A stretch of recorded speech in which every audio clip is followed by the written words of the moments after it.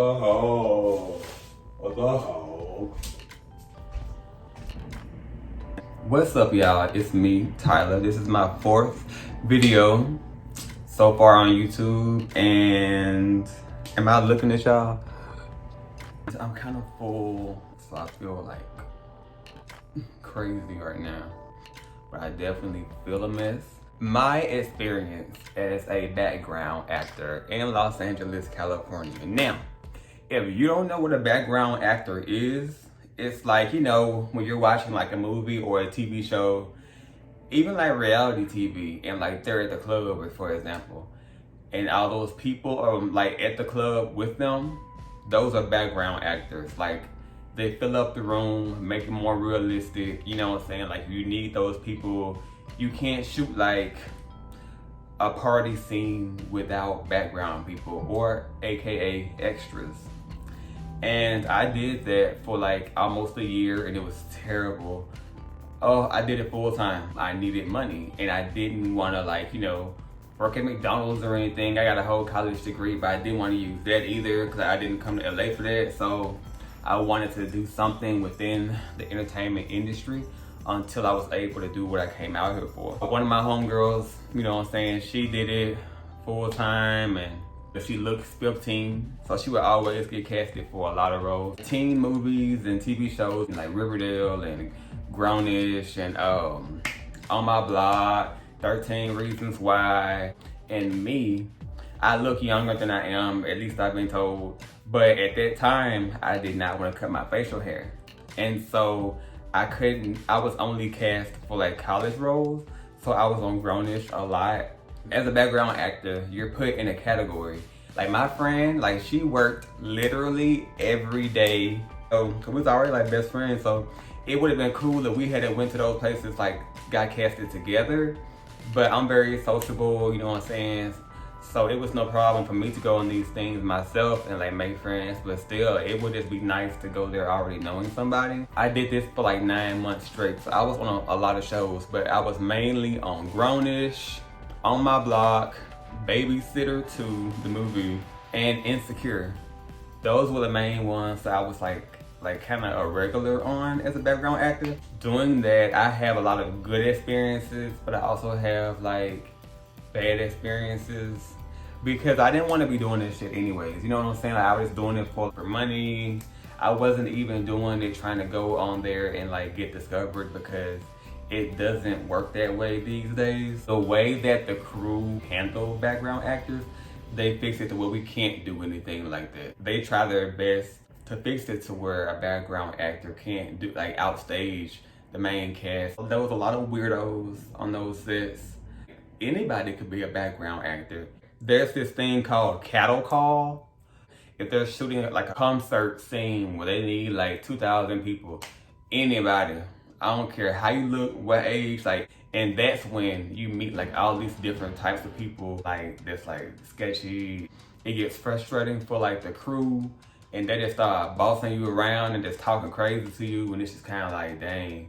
From what I noticed in my 8 or 9 months of doing this stuff, the attitude that like the crew members kind of had towards background people was kind of like, they felt like we were desperate to be there anyways, and they could talk to us anywhere they wanted, because it was no problem for us to be replaced. When in reality, it's like that wasn't entirely true. But you know, not everybody had enough sense and self-worth to realize that the hours of a background actor is very unpredictable, very stressful job. I do not recommend doing that full time for anyone. No, like, have some other things on the side, like, because you literally never know when you're gonna get paid. It's not like every week there's a schedule for you. There was times where I'd be in bed and all of a sudden I'll get a call 3 in the morning talking about, hey, can you be in Sherman Oaks in 2 hours?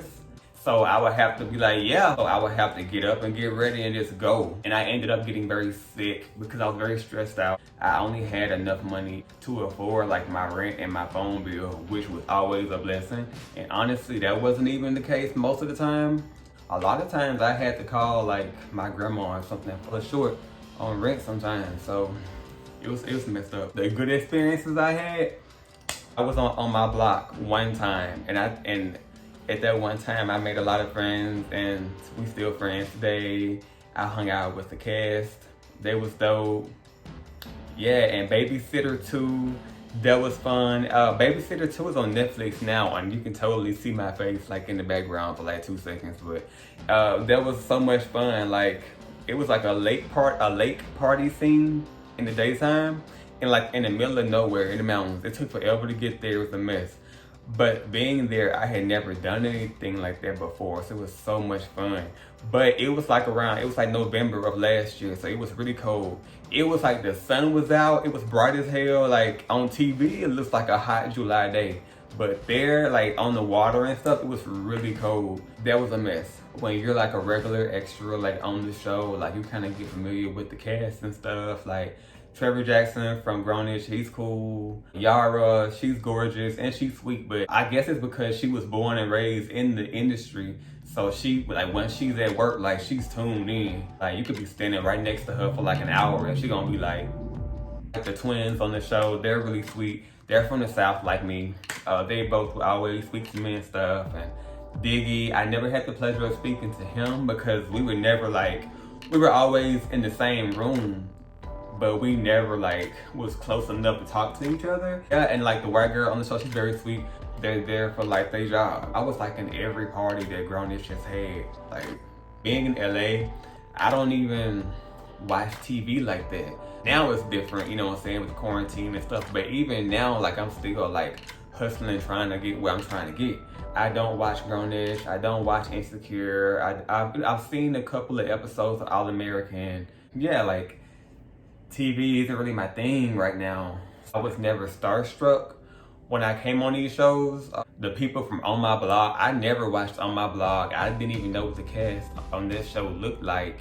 Sometimes like the crew will pick people out of like the group to do certain things. They may like how you look or something and ask you, hey, like, can you walk by Yara, give her a high five, you know what I'm saying, some shit like that, because they may like your outfit or something. And that happened to me a lot as well. On My Blog, I think that was my favorite. I feel like, okay, On My Blog was my first favorite, and Babysitter 2 was my second favorite experience. And then Grownish is my third, because there were some times on Grownish where I never wanted to come back. I'm gonna make separate story times for these, because they're all, I can go in depth in all of those. I guess this video is just a general background actor experience. Would I do it again? I hope not. I do not regret doing it. I'd rather have done that than flip burgers. Not throwing shade on nobody that flips burgers. I felt good about doing it because it was along the lines of what I came out here for. I wasn't making a lot of money. Like you would think being on TV, you make a lot of money. I would get like $145 here for being on set for 8 hours. I would get like $200 there for being on set for 12 hours. These checks would come in the mail. So it may take a check like 3 weeks to come in. But typically around, like they came in like 2 weeks, but sometimes they come like a month late. I needed those checks to pay my rent and all that stuff. So every day I'd be like checking the mailbox. I would have $0 like for a whole month. If the third of the next month would come, and all of my checks would come at the same time in the mail. So I would have like my money for my rent and my bills and stuff.